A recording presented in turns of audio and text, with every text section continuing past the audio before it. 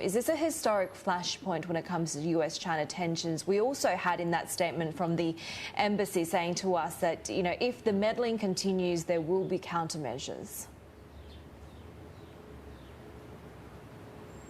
Well, it's certainly significant in terms of the history of US-China ties. You'll remember, of course, in 1992, this is when the US came to an agreement with China, with Hong Kong, which of course was then run by the British, to ensure that it had a different trading status, a special trading status versus mainland China.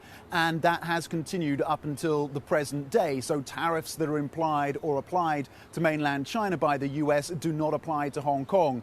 In terms of restrictions on technology exports from the US to mainland China, those do not apply to Hong Kong, and other measures as well. But now all of those things are being reviewed. You're right, we had a statement then from the Chinese embassy in Washington saying this is an internal matter, but also stressing that the security law that appears to have accelerated this decision by the State Department in the US, the security law was targeted at a narrow set of acts that threatened the security of Hong Kong. That is according to this statement. It also went on to say that the fundamental freedoms of the people in Hong Kong and the high degree of autonomy would not be impacted, and neither would the foreign businesses operating in Hong Kong and foreign investors. So that was the response from the Chinese side. In the last few weeks, of course, we've had state media here and, in fact, spokespeople and officials reiterating that China is prepared to hit back with countermeasures. They haven't specified what they will be,